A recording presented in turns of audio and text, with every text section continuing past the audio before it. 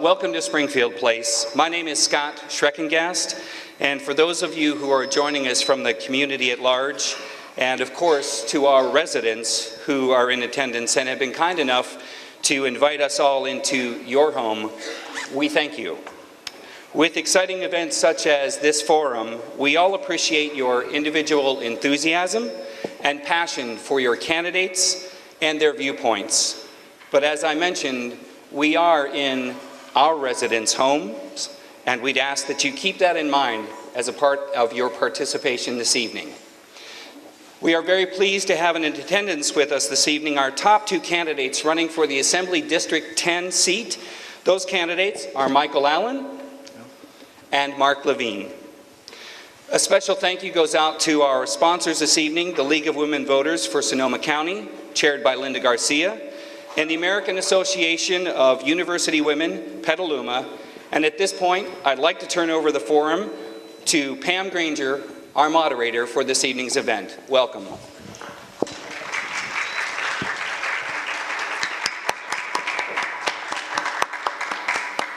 Well, thank you so much, everybody. As Scott said, first of all, thank you for the hospitality of Springfield Place. Is this a gorgeous place to live and to visit? So good evening, everyone. As you heard, on behalf of the American Association of University Women, Petaluma Branch, and the League of Women Voters of Sonoma County, I'd like to welcome you to a public forum for candidates running to represent us on the 10th District in the California Assembly. I'm Pamela Granger. I'll be your moderator for this evening. As you might recall, the California State Assembly is comprised of 80 members who are elected for 2-year terms. We've got some changes coming up for those of us in this area for two reasons. One, our Assembly member Jared Huffman is completing his 3rd and final term. And secondly, because of redistricting, what has been District 6 to us is now part of District 10. So these are candidates for District 10. You might recall that California is a top 2 primary state that allows voters to vote for any candidate running in the primary elections. And these 2 candidates with us tonight are those who qualified by receiving the most vote in the primary election back in June. Before we begin, I'd like to take care of a bit of housekeeping. We haven't selected the order of speaking. I'm going to do the good old-fashioned coin toss. Mr. Allen, if you'd like to call. Head. It's a tails, so Mr. Levine, would you like to start? I'll go second, that's fine. Okay, No, so we'll start with Mr. Allen, and then No, that's when not. He won the coin toss. Let him go first. we'll let him choose. So Mr. Allen will go first, but Mr. Levine will close first. All right. Thank you. Thank you so much, all of you, for coming tonight to hear us. My name is Michael Allen. I'm a member of the Assembly. My background is I'm a registered nurse and an attorney. I've worked for the Sierra Club as well as for working families in the North Bay. What I want to talk about tonight is that there's a clear distinction between the candidates. I am the local candidate. I've lived here and worked here for 40 years in Marin and Sonoma counties. District 10 is a part of my present district. 20% presently is part of my district that I represent because I'm in the Assembly in District 7. But it's not just about geography. What I want to talk about is I am the endorsed candidate of the Democratic Party. Why is that? Local Democrats voted for me overwhelmingly to be the party's choice. So I am the endorsed candidate for the Democratic Party. The local environmental communities, Sierra Club, Conservation Action, voted overwhelmingly and have given me their endorsement. That's all local. The working families of Marin and Sonoma County and their unions have supported me. That's all local. The leaders of the North Bay have supported me. Jared Huffman has endorsed me. Mark Leno, Senator Mark Leno has endorsed me. And all 5 of the Marin Board of Supervisors and a majority of the Sonoma County Board of Supervisors has endorsed me. That's not Sacramento speaking. That's local leaders. And in addition, despite what the literature says in Mr. Levine's handout, I do have the endorsement of the Marin IJ, his hometown newspaper in San Rafael, and I also have the endorsement of the Pacific Sun. So I am the local candidate. I'm very proud of the fact that although I've been tried to be defined as a creature of Sacramento, I've lived and worked here for 40 years, and I've worked in the communities. I know the problems, and I want to represent you. So thank you so much for having me here tonight. Thank you, Mr. Allen. Mr. Levine, would you like to make your 2-minute opening remarks? Sure. Thank you so much, Pam. Thank you so much to Springfield as well as the League of Women Voters for welcoming us all here tonight. A little bit about me and my career. I developed software used to monitor human rights abuses around the world. I traveled about 100,000 miles a year to help these groups do this in the developing world. And as I fell in love and got married and settled down in the community that my wife grew up, I decided to have more involvement locally and ran for and was elected to my city council, where we've actually done good things for our community, balancing budgets, increasing renewable energy, passing sustainable pension reform, providing services that communities really need at a time where people aren't seeing solutions from Sacramento. There's no doubt about it. The Sacramento wagons are circling to protect the person that I'm running against. And in fact, the Speaker of the Assembly called me over a year ago and said, "Mark, you deserve to be in the legislature, but it's not your time. Because of redistricting, we need to move Michael Allen in." That was the conversation. I was threatened with $1 million campaign against me, and that came true. Despite this, voters in District 10, overwhelmingly 70% chose a candidate other than my opponent in the primary. And that's despite being outspent 5-1.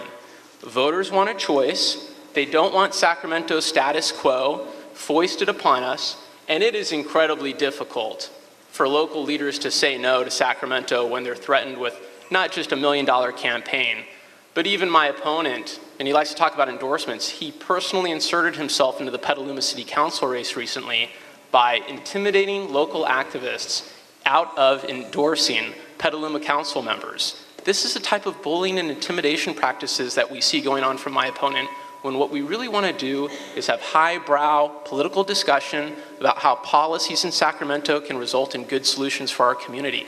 Thank you. Thank you so much. So now that we have the opening remarks taken care of, I'll give you an idea of how the rest of the evening will go. We're going to follow with a question and answer period. Each of the candidates will have an opportunity to speak to the questions prepared by this evening's sponsors for 2 minutes. And these responses are limited to 120 seconds, as opposed to the sort of rather generous 2 minutes that it seemed that our presidential candidates got last night. That was a really slow hand that was going.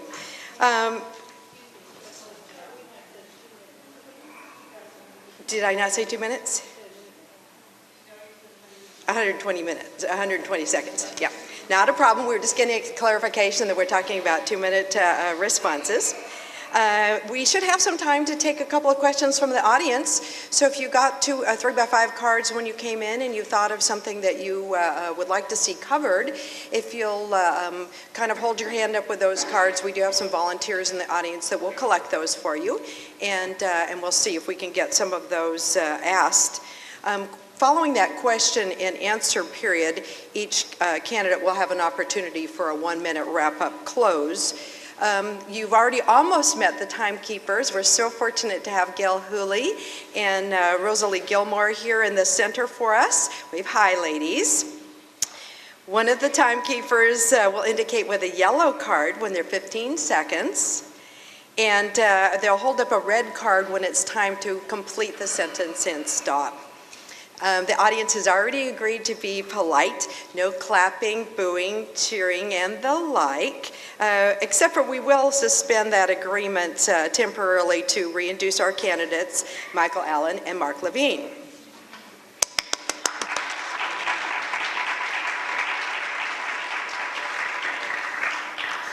Thank you so much. So let's start off with that sort of elephant in the room, gentlemen. Big surprise, and you ought to have this one down pretty pat. Starting with you, Mr. Levine, how would you propose to close, or at least greatly reduce, the multi-billion-dollar state budget deficit? And why would you take that approach? Well, it's a very, very good question. The biggest challenge facing the state of California is the budget. And we've had multi-billion-dollar deficits in California since even before the Great Recession began. And the legislature never addressed that issue, that structural deficit. We need to do a lot of things to make sure that we get there. I think that if we have more meaningful pension reform, that we may get closer. Of course, we fell short of approving the governor's 12-point plan, and in fact, the pension reform actually excludes all of the UC employees, CSU employees, and many others. We also need to work on some prison reform. So we've got to deal with recidivism issues, make sure that we can make sure that prisoners who are nonviolent are not shuffled back in and out of jail. We also have two propositions on the ballot where we can eliminate the death penalty, as well as reform the three strikes rule, so that people who are nonviolent, perhaps if there's the right programs in place, can be successful in life, so that we can spend that money making sure that our youth can also be successful in life and are not part of that revolving system. But we have to be honest with voters. Voters are very skeptical of things coming out of Sacramento, and it's because there's a great deal of diminished trust because of the legislature's behavior. The way that when we passed Prop 25, we said that you can pass a budget with only a majority, but if you don't pass a budget, legislators don't get paid. Of course, my opponent did not pass a budget on time. Their pay was withheld. He then sued to get his back pay. That's being appealed, so I don't think they've gotten that back pay yet, thank goodness. But that diminishes the trust that voters have in the legislature. I think we need to elect people who are going to be more honest with voters, be more honest about the budget solutions, and build that trust back up. We should feel good about who we're sending to Sacramento, and we should feel good about the solutions that we have coming out of Sacramento, rather than looking at it with skepticism. Thank you very much. Thank you, Mr. Allen. How would you propose to close or greatly reduce the multi-million-dollar budget deficit, and what would your thoughts be?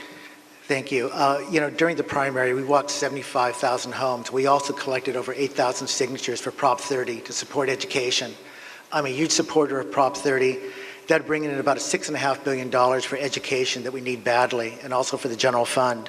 In many of the debates, I've talked about the injury we did to California when we got rid of the vehicle license fee, which was a tax going back to the 1930s on cars, an ad valorem tax.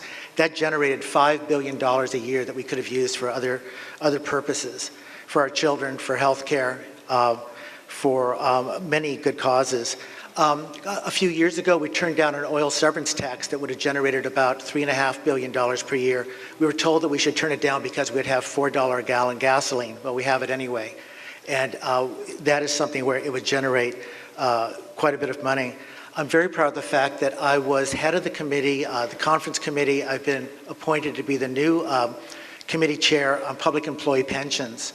The reforms that we did, which were 9 out of the 12 governor's proposals, are going to save California taxpayers and help local cities to the tune of $700 to $100 billion over the next 30 years.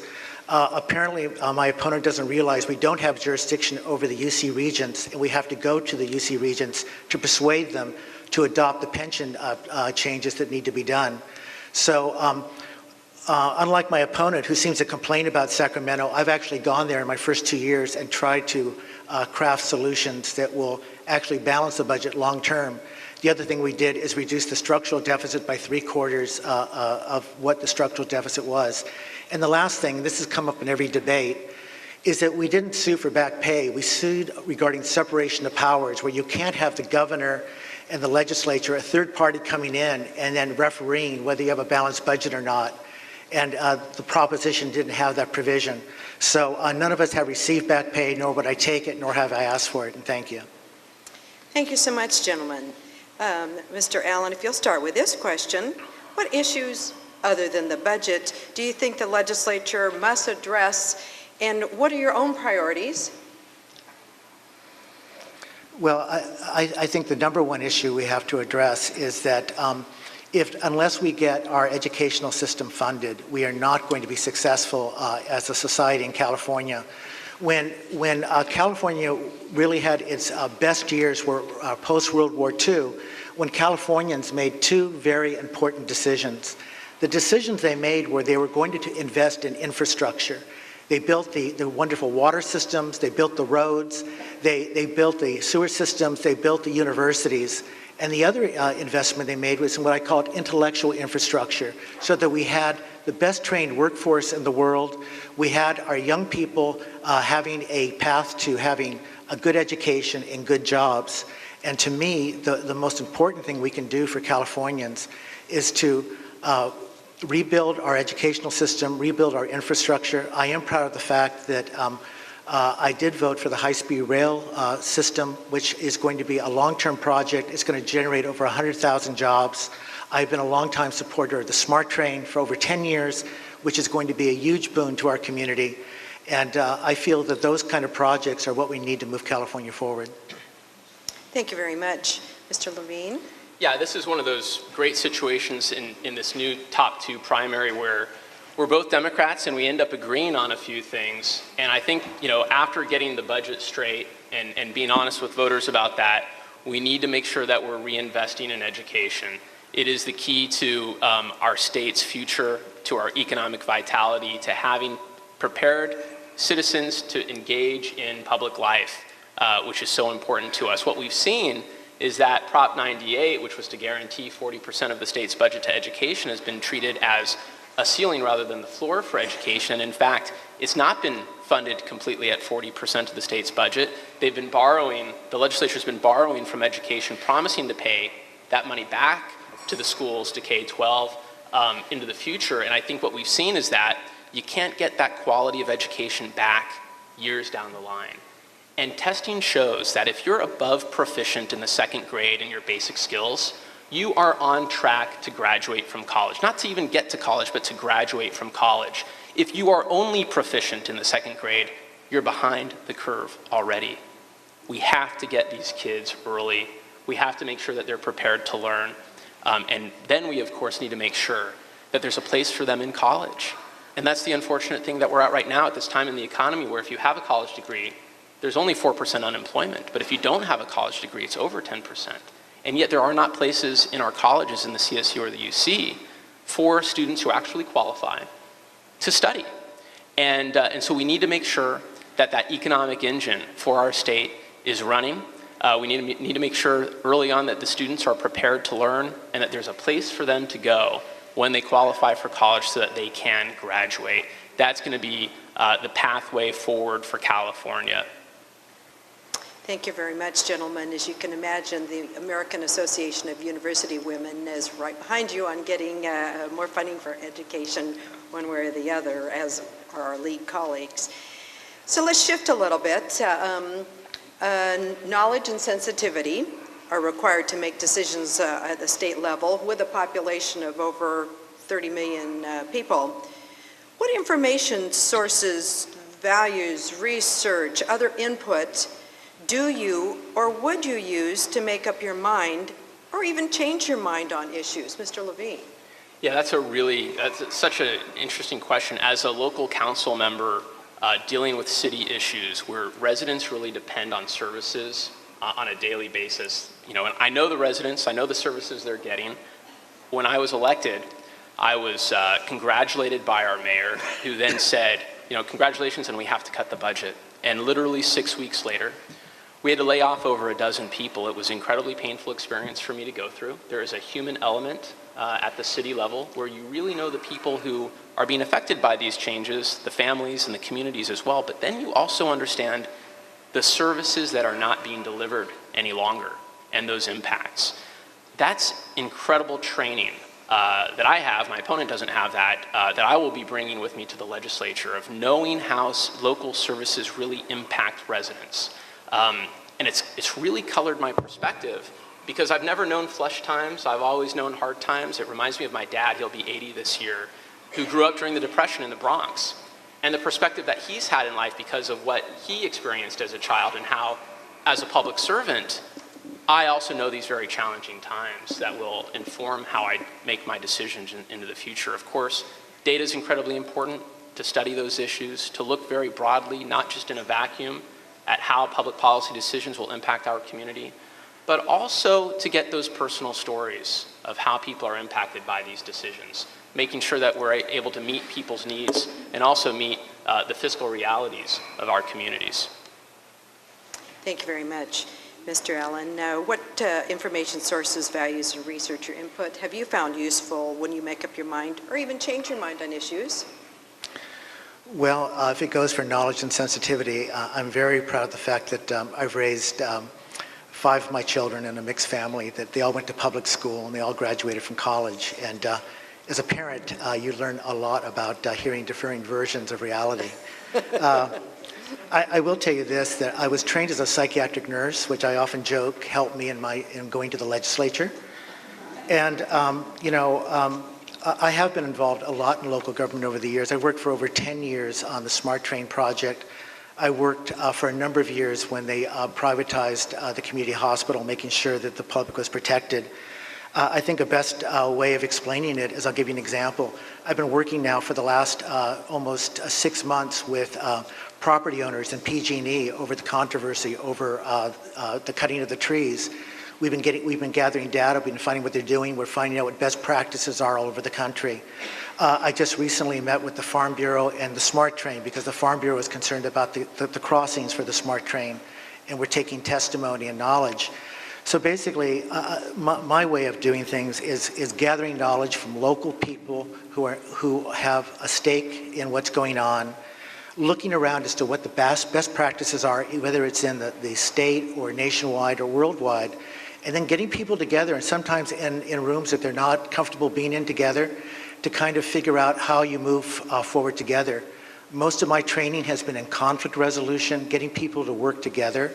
And what I find is that if you can get people to agree to the facts, then you can move people forward. So a lot of my work is trying to find where the agreement is on the facts, and then trying to find solutions. And so that's the way I approach problems. Thank you. Terrific. Thank you, gentlemen. So along the line of information gathering, and we'll start with Mr. Allen, how will you be able to withstand pressure to vote in conformance with the interest of the principal financial backers of your campaign, some of whom are not listed on your campaign materials, literature, and ads, in view of the fact that you may need their renewed financial support in the next campaign 2 years from now? Well, essentially, what I do is, when I work with people, I tell them that what my principles are. People know that I have a long-standing commitment to the environment, and so when I work with groups, they know that basically I'm coming from the place that doesn't protect water, doesn't protect the air. Is it something that we would want to make sure that our children are not exposed to? I've got a 100% voting record for seniors, for those sort of things. In terms of, and I'll give you a perfect example, a lot of my major backers are labor organizations, working people.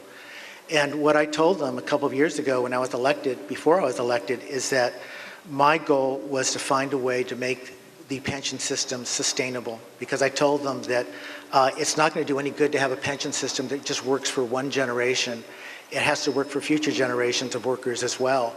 And that there has to be a balance between what we do for our present workers versus what we do for the future, and also what is sustainable for the cities and the counties and the state. So what I try to do with all my constituency groups, because I've got a very broad spectrum of contributors from small business, it's all over the map. And so I think the best thing you can do is just let them know, from the way you've handled issues in the past, that you try to do it from the basis of what's in the best public interest, and what is, if we're talking about regulations or things going forward, is the consensus locally that will work for people. Because when you adopt regulations or laws, if they're the kind of laws where people have come to consensus and agreement that they make sense and they're enforceable, that's a good way to do it. And so I think a lot of what I do is just try to work from the bottom up with people being affected, and then try to either find a way to find a solution or to find a way forward on an issue. Thank you, Mr. Levine. I'm going to repeat the question so that it doesn't sound like we're attacking anybody special. How will you be able to withstand pressure to vote in conformance with the interest of the principal financial backers of your campaign, some of whom are not listed on your literature and ads, in view of the fact that you may need their renewed financial support in the next 2 years from now?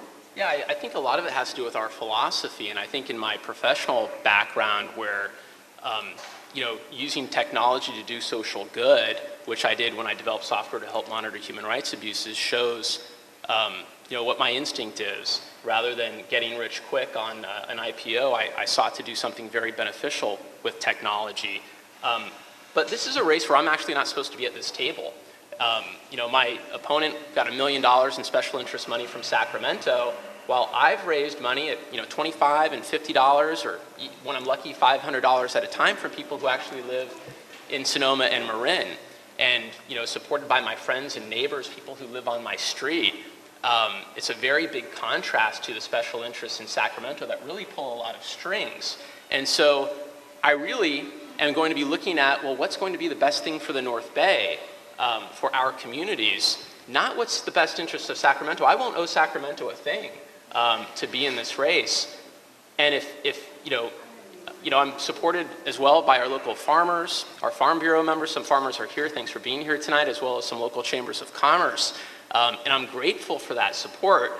But if you want to know kind of who's supporting my opponent, who says that he's not backed by corporate donors, there are a lot of names that we know: Safeway, Verizon, Sempra, Microsoft, Walgreens, AT&T, Genentech, PG&E, PG&E again, Check Into Cash, a paycheck cashing company, Advance America, another paycheck cashing company, pawnbrokers. I mean, he's funded by a lot of these special interests. He denies being supported by these groups. He likes to say that he's just here for working families. I think we all really care about the middle class in our communities. I know as a father of 2 young children how difficult it is to raise a family here in the North Bay. And so, of course, with my local support from here in the district, Sonoma and Marin, I'll always be looking out for our best interest, not Sacramento's. This seems like the perfect question to use one of those presidential responses. How about if you take a minute, if you'd like to comment, Mr. Allen, on any of Mr. Levine's comments? Yeah, thank you. I was amused because I have such a wide spectrum of backers that I'm going after PG&E and hammering on them, hammer and tong to try to get them to correct their tree problem with the neighbors. They're a contributor to me. One of my bills that I've done is for women for breastfeeding in the workplace. Employers didn't seem to like that bill, but there's no breastfeeding lobby. It was essentially something I was doing for Planned Parenthood. 5 of my bills have to do with helping the mentally ill and the staff in our state hospitals to be safer. There's no particular constituency for a large amount of money for the mentally ill. I have a bill regarding elder abuse where there's scams, where there's wire transfers. And I put that bill forward to protect senior citizens. That was not generated by any money. That was generated by something for the public good. So that this idea that you have a broad spectrum of backers and therefore you're beholden to everybody rather than doing what you think is right, I think it's not true, and I think it's proven by the bills I've sponsored and authored. Thank you. Mr. Levine? Yeah, I think you make a very good point to ask us to comment on this. As you know, San Rafael just recently, and I'm quite proud of this, passed one of the most strict anti-smoking ordinances in the nation. I've been getting emails from across the country about this ordinance. It's to stop people who share walls from having to breathe secondhand smoke. I've gotten a lot of angry emails saying, how can you step on the rights of smokers? And then, of course, I've gotten a lot of emails from people who say, thank goodness someone's protecting people who can't move and can't stop this having to breathe secondhand smoke. This is incredibly important. But if you look at what Sacramento has done with something as important as education and the middle class scholarship that they wanted, they actually were trying to negotiate a tax credit to cigarette companies so that for every cigarette they sold, they would get more money back. It would be more profitable, more lucrative to sell cigarettes in Sacramento. And that was rejected. And Sacramento is, of course, trying to protect my opponent and making sure that that corporate money is going to him to keep him there. Thank you very much. Well, that was fun. Okay, let's go on. Now we've touched a little bit on something that will lead here. Let's see, we're starting with Mr. Levine. What do you believe are the most important social services that need to be maintained in light of the budget crisis? And how do you propose that they be funded? Yeah, no, that's a great question. Again, this is one of those great opportunities where we're Democrats and we probably have a lot of agreement on them. In so many areas, whether it's access to mental health care, particularly as we see more people vulnerable to today's economy and more people needing help, and of course also in many of our cities an increase in homelessness, that we need to make sure that there are services to help people and help them get on their feet. That's incredibly important to me. I also think that we've seen statewide a closure of adult day health centers that have been under threat because of the budget. What we've seen in prisons is something that I'd like to broaden throughout California, which is we've realigned prisoners, we'll get to where I'm getting here, but they've given money to the counties to send prisoners to local jails. And so there's been a realignment of funding for that. I'd like to see a realignment for funding in social services so that our local communities are empowered to spend that money in the best way possible here in our counties and here in our cities. And I think we have to look really broadly at how we can be more accountable for the tax dollars we're all paying and make sure that local decision making on how those tax dollars are spent helps increase that accountability. So when our county supervisors and our city council members say, you know what, in our community, maybe adult day health centers might not be the thing to cut, then we're not at the will and whim of Sacramento taking an axe to these important programs, but actually enabling our local communities to make some of those funding decisions. So we need to move those dollars toward the local level rather than keeping them stuck in Sacramento for that decision making that's taking place. Perfect, thank you. And Mr. Levine, what do you believe would be the most important social service that need to be maintained, but how do you pay for them? You mean Mr. Allen? Mr. Allen. Thank you. It's going to happen at least one other time, sorry. I know. I just wanted to be clear. Essentially, our baseline budget right now is back in the 1990s levels. We have a much larger economy than we had back in the 1990s. We have about, in the 1990s, we had about a $1.4 trillion economy in California. Now we have about a $2.2 trillion economy, even in a recession. But the revenues have been down. And a lot of it has to do with the very archaic tax structure designed in the 1930s. So besides the other things I mentioned as to how we could generate revenue, we could also look at the tax code. But obviously, one thing that I support, for example, is local initiatives such as Sonoma County's Upstream Initiative, where we're trying to put more and more money into preschools, into things for children early in life so that we avoid drug rehab services later on, incarceration, problems such as that. Obviously, because of my work in the mental health field, I do agree that there's ways that we can make it much more effective and efficient and more humane for those who are mentally ill. The realignment, this is something that the governor proposed, and I'm very supportive of, because one of the unfortunate byproducts of Prop 13 was concentrating too much power in Sacramento and not giving enough flexibility to local cities and counties to deliver services. But to deliver those services, we have to fund them. We just can't give them the obligation to provide the services and not find a way to fund it. So if you remember from an earlier part of my presentation, I talked about some of the ways we could find those revenues. But we definitely have a situation where we are dealing in a long-term recession that we're coming out of, and we need to find a way to continue saving money in those areas that we can, but find the new revenue sources so that we can do the things we want, such as we discussed previously, such as education as well. Perfect. Thank you, gentlemen. So we're talking a little bit about social services. I'm trying to make a segue that I don't want to get cut up in here, because the question is, starting with Mr. Allen, if federal funding for women's reproductive health is cut off, how should the California legislature act?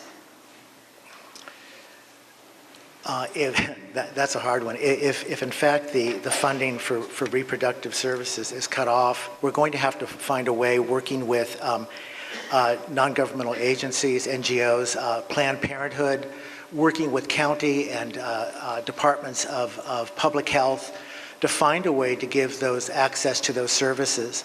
I know that, for instance, when I worked on the issue with Community Hospital, we actually guaranteed women's reproductive rights and counseling in a women's health care clinic.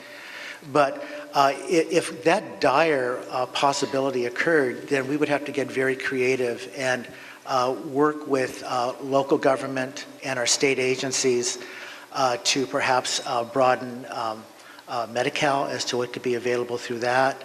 But I think a lot of it would be working with bringing the people together who are concerned about this issue as stakeholders, and then figuring out the most efficient way to deliver those services. And it would be extremely hampered by the fact that the federal government cut off that revenue. So I think that anytime you deal with a crisis, if that were to occur, it'd be a matter of, just like we've been dealing with our state parks and our open spaces, where people came together and tried to find some solutions and move things forward. But I hope to God that does not happen. Thank you, Mr. Levine. The same question. What would you recommend if federal funding for women's reproductive health is cut off? Well, I have a steadfast commitment to women's reproductive health and access to health care for women. I think that the Affordable Care Act, which is going to be coming online with a health care benefit exchange in California in the next year, we can make sure that women know what their choices are for universal health care here in California. We've received over $100 million from the federal government to help build that, as well as to make sure that affordable health care is there, so that there are options for people that can't afford expensive health care to get it. We need to make sure that reproductive health care is part of those options that are affordable, as well as subsidized for women. Partnerships with the nonprofits that provide reproductive health care is incredibly important. But I think it's very telling in this situation where, again, I have a steadfast support for reproductive health care. There was a bill in the Assembly just this year, AB 2348, that would have enabled women throughout California in rural areas that don't have access to reproductive health care, in particular contraceptive medication prescriptions, access to it. 13,000 women just in the Central Valley alone are turned away because there aren't the right people there to prescribe contraceptive, birth control. And so there was a bill. It passed, thank goodness, to allow more nurses to prescribe birth control, and my opponent abstained. I mean, he's saying that, well, you know, as a nurse, I kind of have some issues with this. I'm endorsed by the American Nurses Association of California. I'm really proud of that. But there, to me, is no reason why a woman should be turned away at a health clinic when there is a medically trained professional like a nurse who has the skills and just needs to have the state say it's okay under a doctor's supervision to prescribe birth control.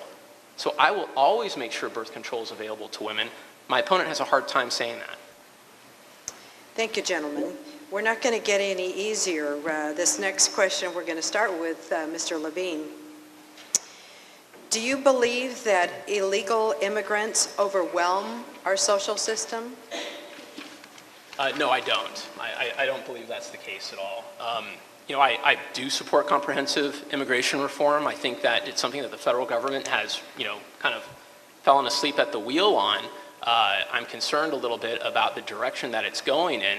And I look back to 2006, where Ted Kennedy and John McCain had kind of in a bipartisan way tried to kickstart something on comprehensive immigration reform. I think that we might get Ted Kennedy back sooner than we would get that 2006 version of John McCain. You know, and it's unfortunate that we don't have bipartisan leadership from the federal government to make sense of this. But what I've seen in our local communities is, of course, you know, a lot of people, you know, with great need in our community. We don't know if they're immigrants who are here legally or not legally, and I think it's probably very unfortunate for people to say that they're not here under a legal status when you just don't know this. And so we want to make sure, in my sense, that there is a program for people, and I think that we have one because of the president's leadership that allows children in particular who were born here or were brought here when they were very young by their parents to be able to stay here and work here and be part of our community and come out of the shadows, be engaged in our economy, get an education. These are all incredibly important things. If we are to turn our backs on them, it will be turning our backs on the future of California. It's that certain to me how we need to treat this issue of immigration reform here in California. Thank you. Mr. Allen, do you believe that illegal immigrants are overwhelming our social system? No, I don't. But I do want to go back to this Planned Parenthood issue for about 20 seconds.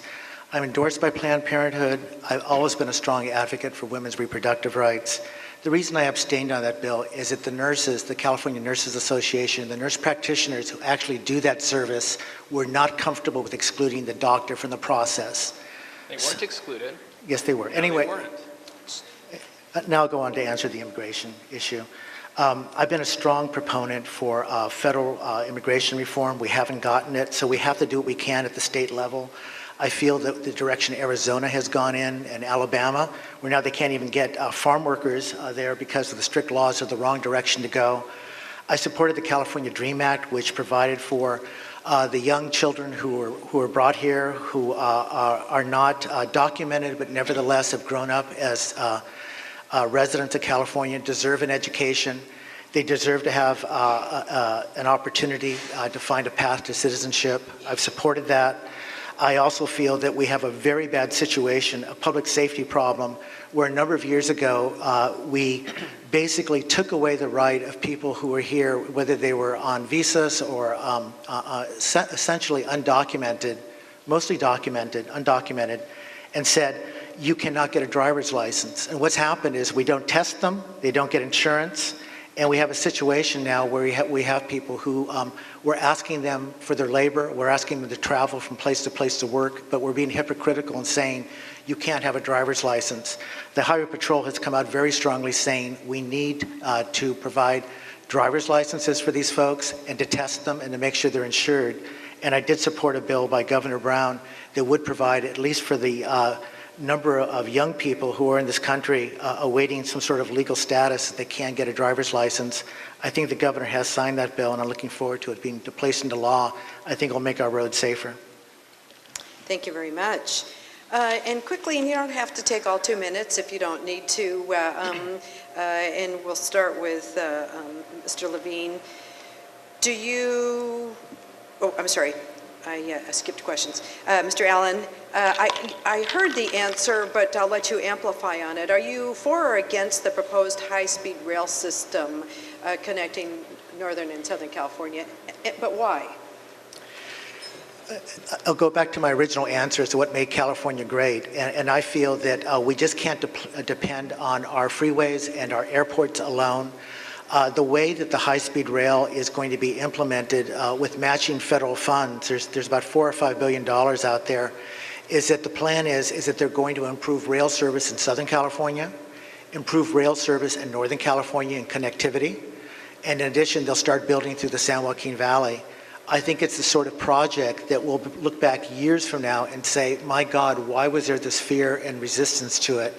We need to have alternative modes of transportation. In addition, the high-speed rail is one of the most energy-efficient ways of moving produce, products, manufacturing goods, and I think it's going to be of great benefit to Californians. Thank you very much. Mr. Levine, are you for or against high-speed rail system connecting Northern and Southern California, and why? Yeah, I have a healthy dose of skepticism for the project. I really want to support it. I'm concerned about the business plan as well. As it is right now, it's to move people, which is a very good thing. We need to plan for our state's infrastructure for the future and into 2050. And this can be a part of that. It's not right now in the business plan to move anything other than people. It won't be moving produce through the Central Valley. It won't be moving goods or manufactured items at all in the current plan. That might be something that would provide greater economic benefits, move a lot of trucks off of I-5, also provide a business model that would have it be successful. It's going to cost in the current incarnation about $70 billion. It was a couple of years ago going to be $99 billion. I'm not sure that the math is straight, so we really need to get the business plan right. The federal funds are not there to build this out. We've got about $4 billion, which is a drop in the bucket compared to the total cost. So we really need to look at the plans closely as it gets built out, see where this initial investment goes. I think it was probably a good idea to make sure that we got those federal funds to see how this works, but there needs to be continued work on that business plan to make sure that we'll have the infrastructure necessary for 2050 that as we look into the future. And of course, this won't be built out for many years at the current clip that it's getting constructed. So again, a healthy dose of skepticism, but we need to look to the state's future and what the infrastructure needs are going to be. Well, let's talk a little bit about some of that infrastructure. Mr. Levine, with adequate water supply, never a certainty in California. How can the state plan to secure sufficient water for its residents and businesses in the coming years? Yeah, well, that's a huge issue. I know here in the North Bay, we are fortunate in that we have local sources of water. That also means that we're dependent on those local sources of water. And it can be scary when it doesn't come at the amounts that we need year in and year out. We do need to increase the storage capacity that we have to make sure that we aren't under threat of those drought years. And I think at the statewide level, we have to do that as well. We've made tremendous gains in conservation, so much so that at the local water district where I live, they had to lay off some of their conservation staff because they were too successful at what they did, and people weren't using water at the amount that they had, and so they needed to make some budget cuts. So I thought that was really unfortunate. I thought that might be an area where we can continue to see great gains. But I think to have the healthy agriculture that we love and cherish here locally in Marin and Sonoma, and see that duplicated or replicated throughout California, we need to make sure that our conservation measures are in place, as well as the storage in place, so that in those great years where we have lots of water, we're able to bank on that, bank it, and be able to use it into the future as well. Thank you very much. Mr. Allen, how about your ideas on securing or maintaining sufficient water supplies for our future? Well, obviously the conservation and water storage issues are important ones, and we can do more in water conservation. But I want to talk about, I was at two recent openings, both in Marin County for Las Galinas recycling water plant, and for one down in Novato. And this was a partnership between the state, the county, and the federal government, where it took 11 years with local residents and communities working together to basically provide for a huge amount of recycling capacity with Purple Plumbing to be able to use water for irrigation. And it's, to me, it's a glimpse of what long-term sustainability looks like. And I was so pleased to see that this was something done through cooperation at the three levels of government, because sometimes people are skeptical that occurs. And this is a concrete, two projects that were just done recently where I went to the grand opening, so they did that. I think that long-term, we need to look very closely at the delta as to how we are shipping water to the Central Valley and to Southern California, to work with the farmers, to work with Southern California regarding the very best practices in terms of agriculture, so that we have less water wastage in agriculture, and also much less water wastage in Southern California. And that also means here in Northern California, although I think we're doing a good job, I think it goes without saying we can do a better job. So those would be my ideas on water. Perfect. Thank you so much. We're going to stay along the idea of resources. And Mr. Allen, I'll ask you this first. How should California promote and encourage new and renewable sources of energy? Well, I am a big proponent for Prop 39 that's on the ballot. We were going to, with the Middle Class Scholarship Act, try to close a $1 billion tax loophole, which is called the single sales tax factor, that basically advantages out-of-state corporations who take their jobs out of state and close that tax loophole to generate $1 billion. We fell two votes short in the Senate of being able to get that middle class scholarship bill through. But Prop 39 would actually take that loophole of $1 billion and devote $500 million of it for the next 9 years for green energy alternatives, for trying to find different ways to wean us off our dependency on fossil fuels. It would have a great effect also on greenhouse gases, and it would be a huge job generator, in my opinion, over the next 9 years.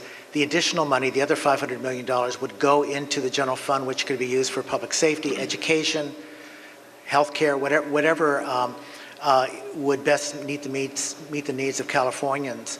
But essentially, right now, our best bet in terms of moving things forward are that particular initiative on the ballot, and also the cap and trade that was voted on the legislature a few years ago that's going to be generating a large amount of money. And some of that money should be able to go to various projects. There's lots of good initiatives, for instance, in agriculture, where we could have energy efficiency and use to create biofuels.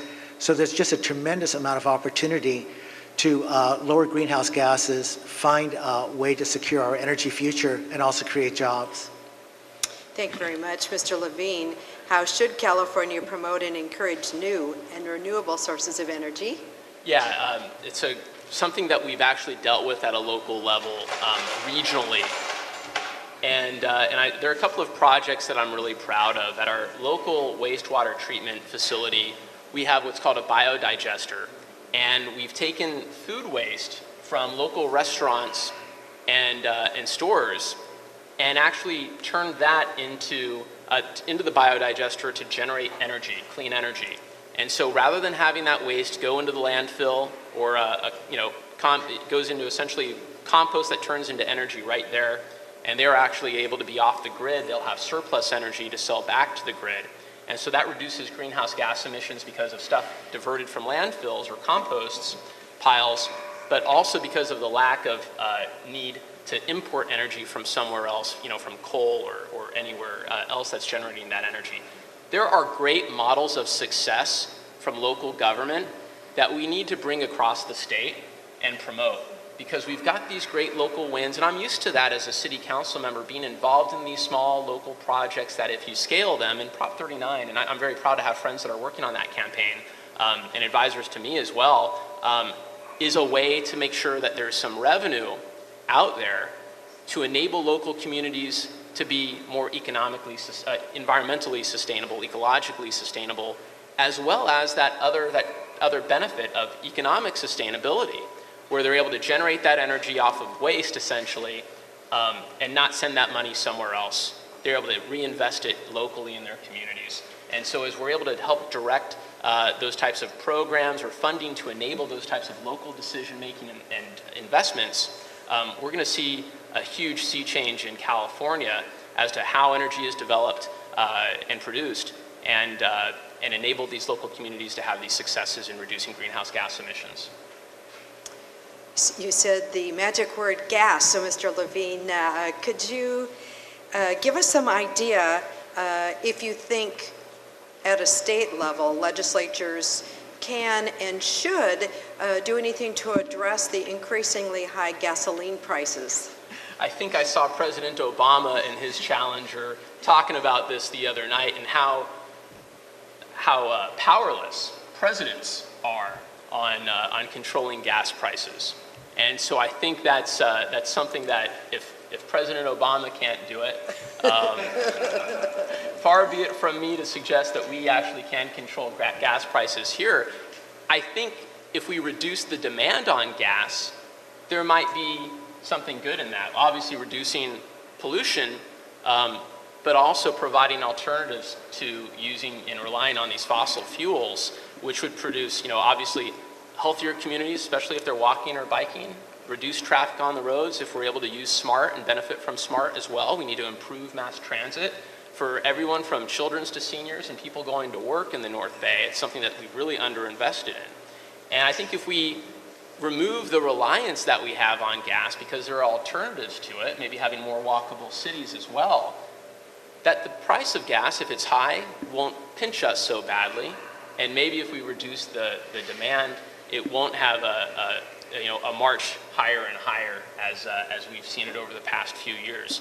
We need to have alternatives for all of us. And it's something that I've struggled with in my own life, not because so much of gas prices, but because of my desire to live and work in the community that I live in, that I'm raising my kids in, and able to pick them up from school and drop them off at preschool and not worry about a long commute. When I have been to the city, I've always enjoyed taking the ferry, but I think people want to live and work in the same city in the very same city. And I think as we have more of that local investment in local economies, we'll also see a far smaller reliance on gas and the long car trips that in other communities in the Bay Area, even here, you see people with hour-long commutes each way, that we could probably see a lot of more positive outcomes if we're able to change that. Mr. Allen, with the cost of fuel being what it is, can and should the state legislature take any action to reduce the cost of gasoline? Well, as my opponent was saying, we saw Mr. Romney and Obama kind of flounder on this particular issue because there are no short-term answers. But I can tell you this. I did vote for a bill last year that would double the fuel efficiency standards for the California fleet. And I think that what we're seeing is a great example is Made in America, the Chevy Volt that gets 98 miles per gallon, that basically runs on electricity, then recycles over to gasoline. I've worked for 10 years on SMART because I believe that we need to find ways to give people alternatives to get them out of their automobiles. And I do believe that I work closely with the Bicycle Coalition so that we can encourage people to get healthy and get on their bikes whenever possible. But people, California is built for autos, so I think that we have to have a dual track of reducing greenhouse emissions and also just really radically increasing over time the fuel efficiency of the vehicles we drive. And if we do that, it does reduce demand. And plus, when you start getting the kind of figures like the Volt gets at 98 miles per gallon, you start getting incredible savings in terms of your cost at the pump. But in terms of short-term answers, no. And I don't think the legislature has, like Congress does, the power or the president to dip into the strategic reserve. I don't believe California has a strategic reserve for this. But so I would say that this is more of a matter of us in the legislature trying to encourage ways of conservation and more fuel efficiency. We're going to talk a little bit on the same line. Let's talk infrastructure.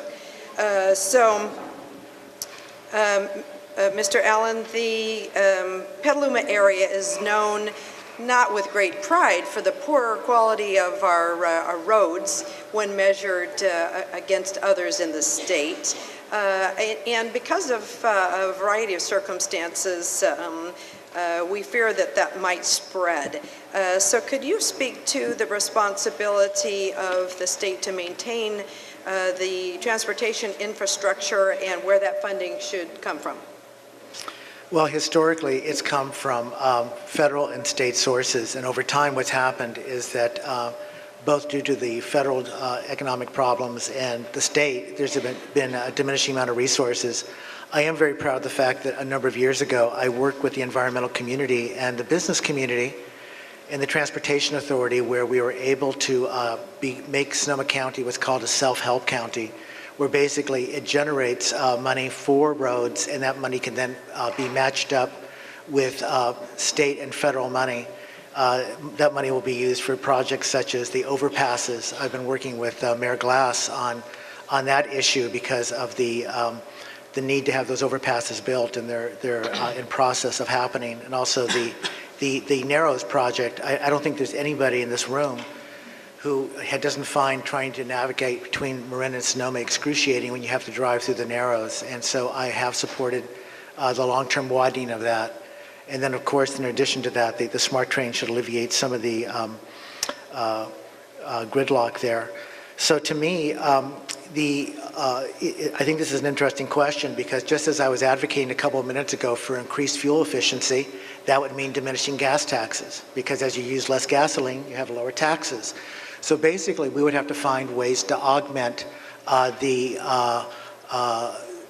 present gas tax and find other funding mechanisms. I think basically having it tied to actual usage makes sense. The more vehicle miles you travel, then the greater proportion you should pay for the roads.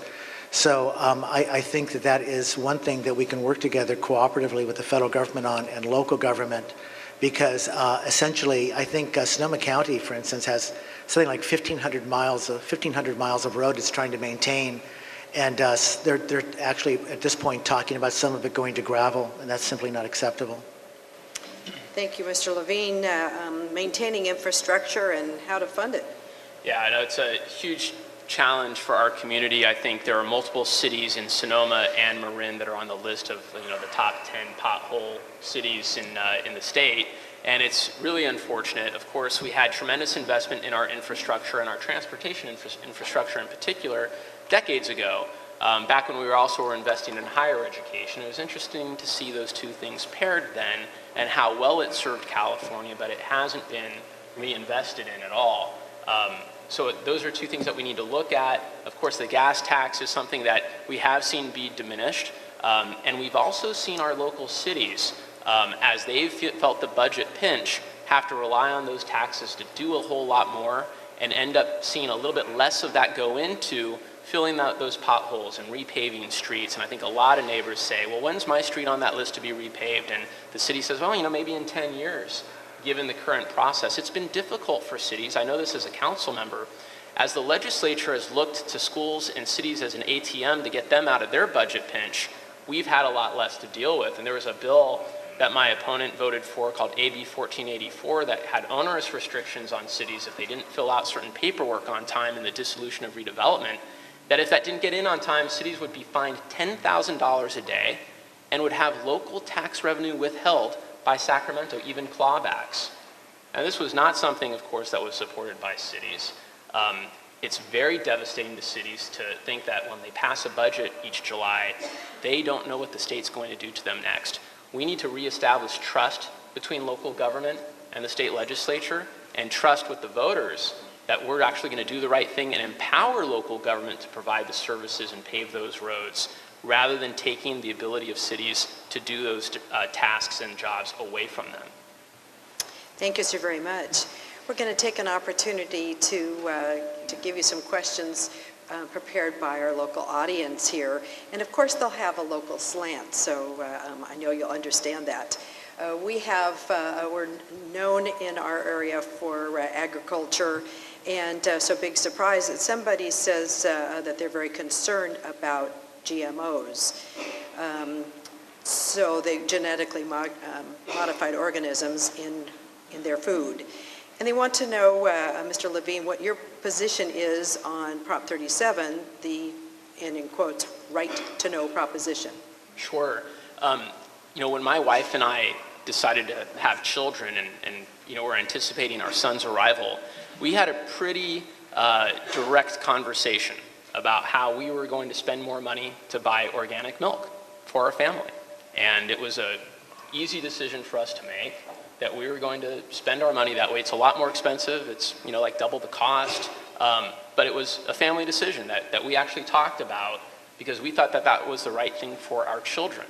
It would be great if more families were able to afford that and had access to milk or any food product that they felt good about. And I think that's what informed my position as well on Prop 37 and supporting it. We want to make sure that people know what they're eating. I have some reservations about propositions being the best way to do this. I think that there are some exemptions that probably shouldn't be there. I hope that consumers know that when they buy certain types of food, it might not be labeled. They might have this false sense of security because of that. And that's the problem of using the initiative process to do this rather than having it go through legislation. But it's a step in the right direction. And I think a lot of people in our community really support that in making sure that we're able to eat things that we care about. I know a lot of our local farmers have been pioneers in the organics movement right here in Sonoma and Marin that we can be really proud of. And 25% of the Bay Area's dairy comes from West Marin and Sonoma. I'm grateful to have our local dairymen and farmers as supporters of mine, to think that the brands that come from West Marin and Sonoma are probably among the most popular, and maybe, probably, most likely, the most delicious as well, is something that we can have a lot of pride in. So that's a no-brainer as the father of young children, and I think a lot of people have the very same concerns I have. And Mr. Allen, what's your position on Proposition 37, the right to know prop that would label some genetically modified organisms for this person's food? Well, there's a distinction between supporting something and endorsing something. I have gone on record endorsing Prop 37. Thank you. What I saw in the legislature was that we had Monsanto Corporation and the retailers and the Western growers, agriculture, come out in force against a bill put forward by our Assemblyman Jared Huffman regarding genetically modified salmon, and he was just trying to get a labeling bill. And we couldn't even get it out of committee, despite the best efforts of consumer groups, the best efforts of the environmental community. So basically, I know that Jared Huffman and myself have felt very strongly that we support and endorse 37 because you have a right to know what's in your food. And 37 might not be the perfect piece of legislation, but it's a huge step forward. And I feel that whether you want to know what you are eating or your family is eating, this is a basic right. And this is a battle between, in my mind, between the corporations who want to control our food supply in the future versus a public who needs to be aware of what's in their food, how it's grown, what seeds are being used, what are the health consequences, and being protected. In Europe, basically, the attitude is it's basically presumed not safe until until it is proven safe. It's like considered to be something that needs to prove itself. And in our country, it's more like it's presumed to be safe until you prove it's unsafe. And I feel that a lot of times the USDA gives false security to consumers by telling them that what's in their food or how their food is grown is healthful, when in fact we might have problems not only with genetically modified organisms but also pesticides. Thank you very much. Mr. Allen, we're going to change a little bit. This particular writer says, and I'm going to give him benefit of doubt that this is accurate because I haven't followed. They say they value our state parks and like the change from Department of Fish and Game to Fish and Wildlife. What does this mean to you, and how will you protect wildlife? So I'm going to go with, I'm going to guess that the last part of that sentence is the important part.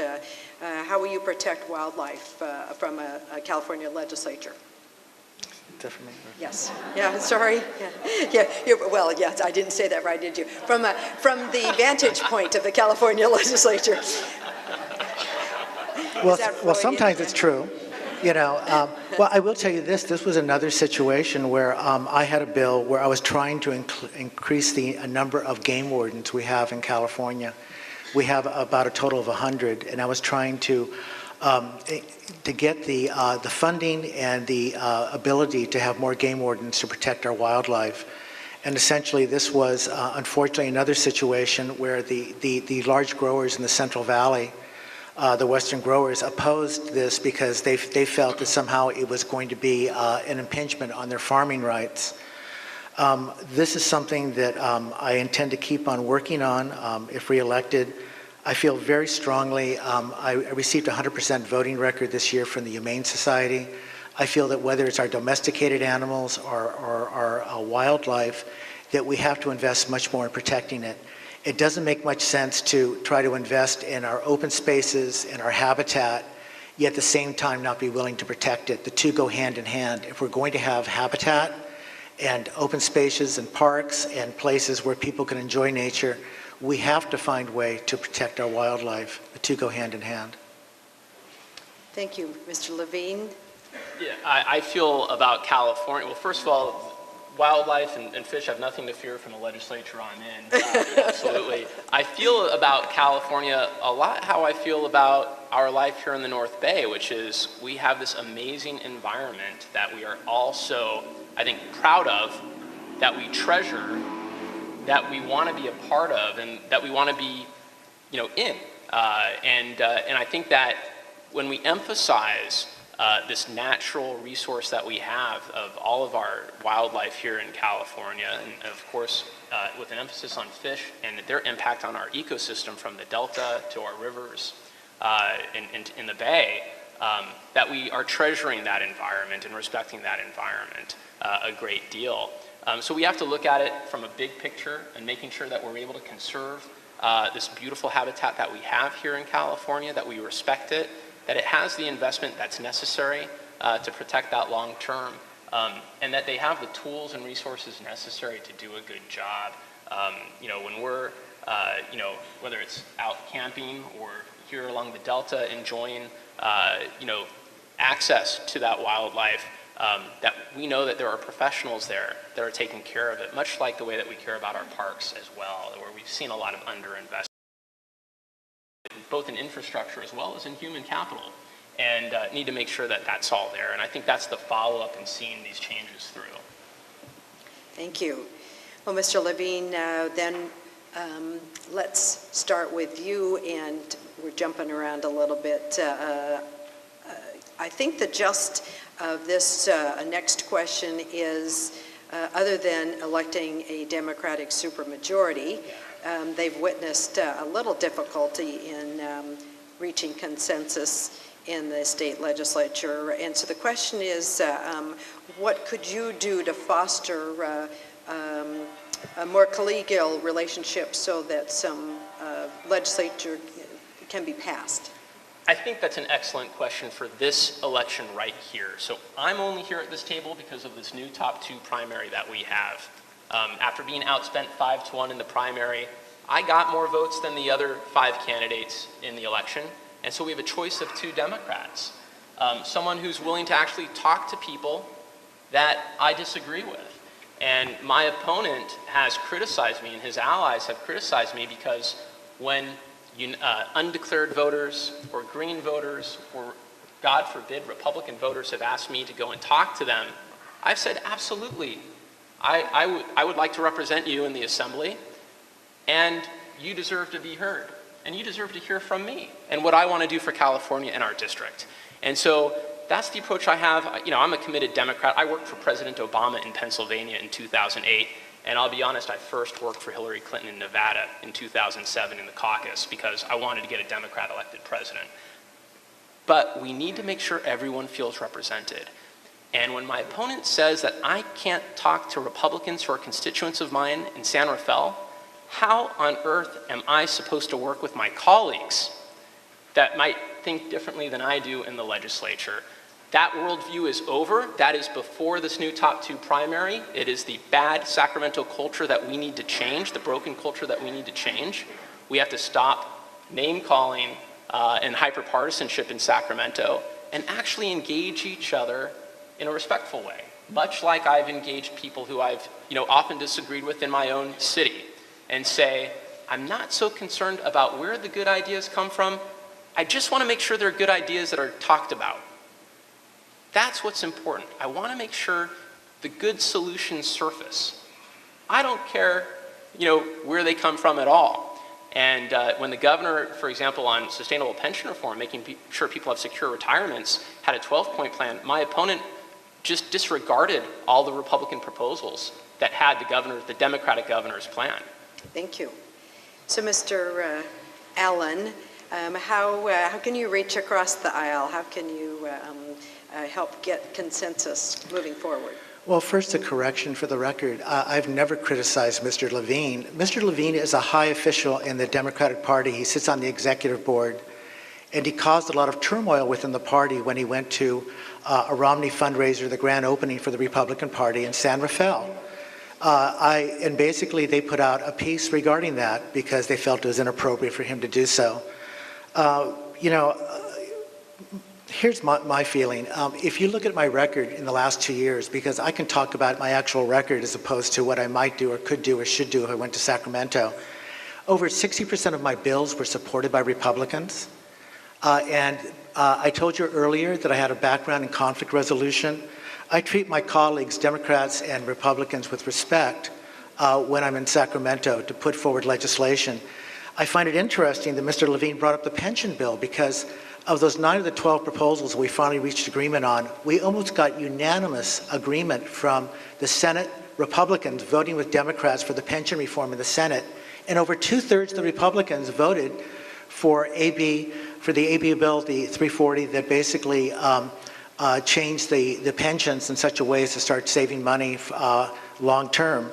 And so to me, I'm glad he brought up that example because it was a perfect example where actually maybe the public didn't notice, but that was a magic moment where Republicans and Democrats came together. The other thing that I worked on very hard with my colleagues on both sides of the aisle was workers' compensation reform, where we're putting more money into benefits for workers this year who are injured and saving about 18% on premiums for small business by keeping premiums down for workers' compensation insurance. That was a huge bipartisan agreement worked out while I was in Sacramento this last year. Thank you very much. So, Mr. Allen, you're on a roll. Here's one of those elephants that nobody seems to want to touch too often. Would you consider making changes to the restrictions imposed by the implementation of Proposition 13? I would, but I would do it through a consensus fashion. There was a hearing this year on Proposition 13, and over 13 different proposals were brought forward as to how Proposition 13 could be modified in such a way as not to harm homeowners or small business owners or small apartment house owners. But I will tell you this, the governor has chosen to not work on Prop 13 because it is considered a third rail, just like Social Security is a third rail in federal politics. Prop 13 is sort of the third rail for California politics. But I do feel that the governor has gone after Prop 13 from the standpoint of trying to get rid of the idea that all good ideas come from Sacramento and trying to work on realignment so that we can give more flexibility to local jurisdictions. To me, I think that a time will come when we have to look whether we are well served by Proposition 13, whether whether it's fair for Disneyland that was, built in the 1950s. Is there a time when it should be over time reassessed? There's a lot of property out of there that, because of the way corporations hold property, that it never results in a revaluation.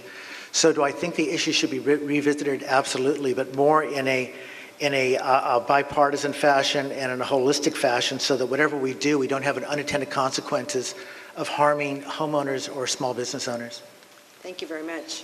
Mr. Levine, would you consider making changes to the restrictions imposed by the implementation of Prop 13?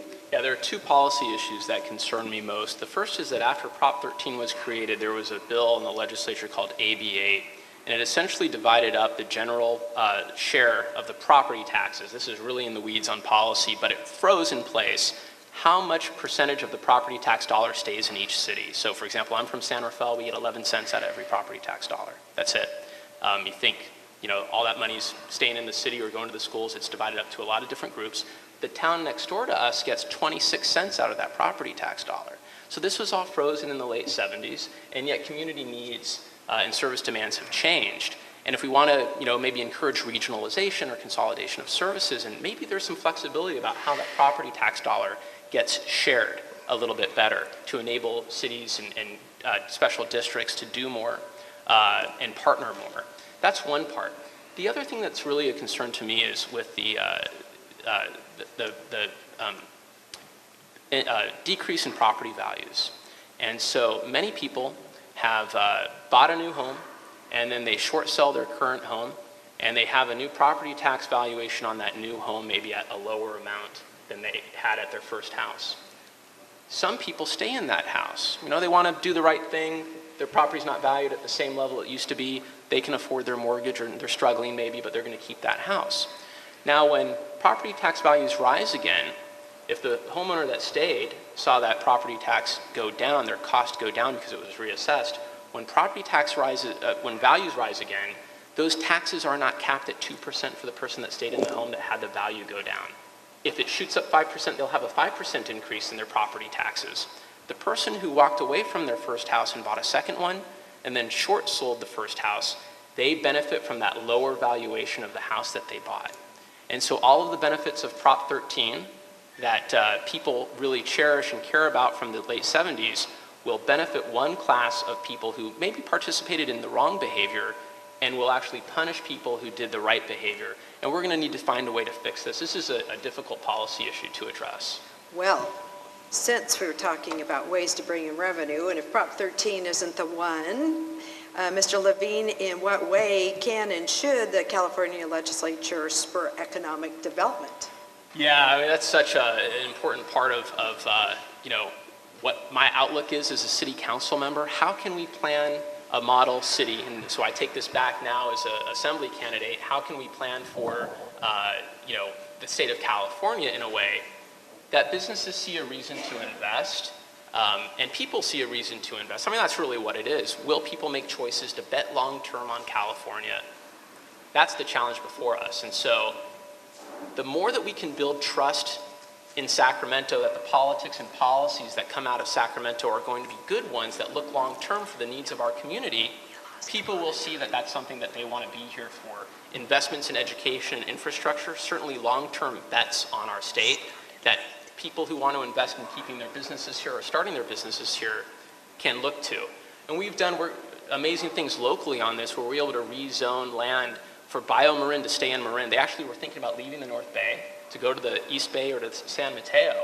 We were able to rezone land close to the SMART train station in San Rafael because they were betting long-term this will help us get our employees to work, and it's going to be a good place that we see San Rafael having some good policies to support economic vitality.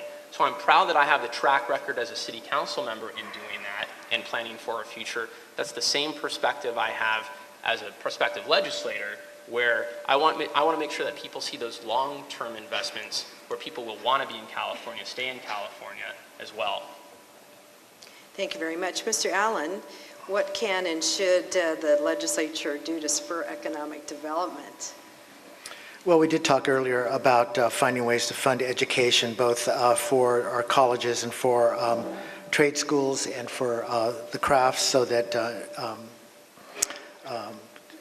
recommending and helping with apprenticeships would be a good example. But basically, in my discussions with the California Small Business Association, who endorsed me, we found out that what we hear most from small business is a desire to find ways to streamline regulations. What I hear from small business, larger businesses, farmers, almost everybody is they say, Michael, we'd like to find a way to comply with the law, but we don't know exactly how to do it because there's so many different agencies involved and overlapping of laws. So I know that the governor has established GoBiz to help California small business and to help economic vitality. He has not filled the position for that person who's supposed to work with small business. And it's my feeling, and I know that this is shared by my constituents, that they would like to see a flow chart on one piece of paper, for instance, or one stop where they could go to and fulfill what they need to do so that they can get their business started up. A lot of times I hear that businesses, it takes a couple of years to work through the paperwork before they can even do a startup because they have so many different regulations they have to comply with. So I think that what we have to do is we have regulations for a reason. We have them to protect the public safety, the environment. There's many reasons why we have regulations, but on the other hand, we have to find a way to consolidate them and streamline them and have, for lack of a better term, more user-friendly one-stop shopping so that business people, farmers, in every walk of life can more easily comply with the regulations we have in California. Thank you very much. All right, so we're going to wrap it up a little bit here. Let's give you a chance to talk, Mr. Allen, about why you think you can do a better job of managing and governing than your opponent, and what sets you apart from him. Well, when I did my opening, I talked about all my endorsements. And basically, the endorsements about relationships, I have been living and working in the North Bay for over 40 years, Marin, Sonoma County, involved in so many different projects. I talked about my 10-year involvement with SMART. Basically, when you look at the most recent endorsements from the Pacific Sun and the Marin IJ, what do they say? They basically say that my opponent is not ready yet for the assembly. He does not have the experience after 2 years on the city council. What they say for me is that the reason I've got the support of local leaders is that I actually have the capacity to get the job done. In my first 2 years, not only have I passed 15 bills, but I've been the assistant majority leader. I've been in leadership. I spearheaded the pension reform. I worked very hard on the Homeowners Bill of Rights. I worked on the workers' compensation reform. But basically, I've been in a leadership position. Unlike what was said in the opening statement, I was not put in a U-Haul and driven down to San Rafael by the speaker. You actually did get a U-Haul. No, I didn't, as a matter of fact. Anyway, to me, I made a commitment. I moved because I wanted to understand Marin better. I understand Sonoma very well. I've lived here a long time. I've worked in Marin. I have friends in Marin. I've worked on the SMART Train project. I showed a commitment to the space. And so I think it's very, very obvious that if you really believe that all our board of supervisors, all our mayors, local city council members who've endorsed me, and the 2 newspapers in Marin were pressured by people from Sacramento to say that I'm the most qualified candidate. I am the most qualified candidate. I want to serve you. I want to work with you. I want to listen to you. And that's why I am the best choice, and I ask for your vote. Mr. Levine. Thank you. Well, it's just been a privilege being part of this tonight. I have a good share of endorsements myself, from the mayor of Santa Rosa to the mayor of Sonoma to the Sonoma County Farm Bureau to local chambers of commerce, all the way down to the mayor of Sausalito. I've got my share of people who support me, who have worked with me, and who are disconnected from Sacramento and the special interests that fund campaigns. I think the San Francisco Chronicle, in their endorsement of my candidacy, really said it well, that I would bring the perspective of someone that's seen how top-down policies from Sacramento have not served our communities at all. They also said something that I really appreciated, that they talked about how I would bring the sensibilities of the father of 2 young children to Sacramento. That's probably one of the highest compliments I could receive. They didn't talk about, how clever or smart I am. They just talked about my approach to politics, which I'm grateful for. They also highlighted the ethical baggage my opponent takes with him to this district. When we talk about local service in my 3 years on the Santa Fe City Council and getting things done, we can look to what my opponent did on the Santa Rosa Planning Commission when he was working for a state senator. He was paid $100,000 to lobby on a land use decision as a full-time state Senate employee, and then voted on the land use change he was paid to lobby on. He was fined, found guilty of it. He stonewalled, said he wasn't guilty until they found him guilty, so he paid the fine, and then he had to run to this district to run to get reelected. This is not what local public service is about. And so when the Speaker of the Assembly said, Mark, it's not your time, you deserve to be here, I said, I did my homework, and I thought there is no way as a council member I would welcome someone like this to represent me or come into my city hall, because I would not know if he was here to serve us or to serve himself. We have a deep need for a different perspective representing us in Sacramento. So I know that felt like closing remarks, but we're actually going to give official closing remarks. Up to a minute, Mr. Levine, if there's anything else you'd like to add, and then we'll end with Mr. Allen. Yeah, we have a beautiful community. There is a lot to fight for. You may have heard some fight in me tonight. This is a campaign where I've been outspent more than 5-1, and yet we have a clear pathway to victory. Voters are responding to us.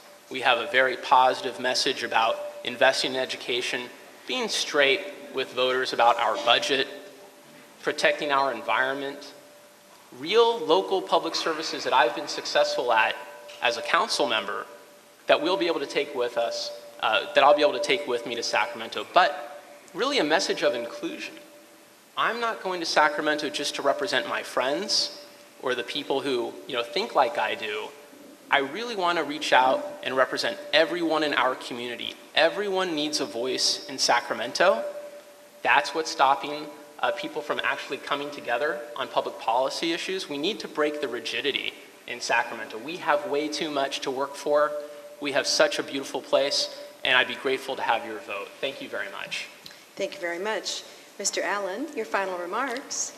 Yeah, actually, regarding the Planning Commission, you can go to my website to see the explanation of that. It was part of a general plan vote. It was a 7-0 vote on the Planning Commission, a 7-0 vote by the City Council. 6 months after the vote, my opponents, when I was running for my first term in the Assembly, found that there had been a change buried deep in the general plan on a map, and that was not in the narrative. So rather than stonewalling, I admitted the fact that I should not have voted on it, and I would not have voted on it. My vote wasn't necessary nor changed the outcome. And to this date, the property has not been rezoned. It was a project that I had worked on 5 years, even previous to the time that I worked for the state Senate.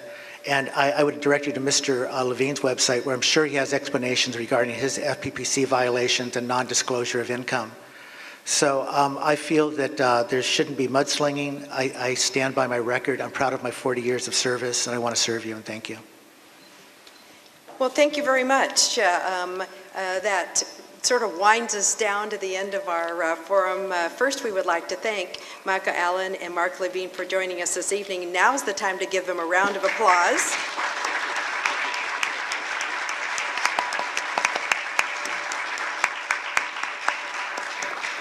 Good luck to you both, gentlemen. Thank you, too, to the American Association of University Women, Petaluma Branch, and the League of Women Voters of Sonoma County, Springfield Place, for being our fabulous host, and you here, the audience, and those that will be watching later at home.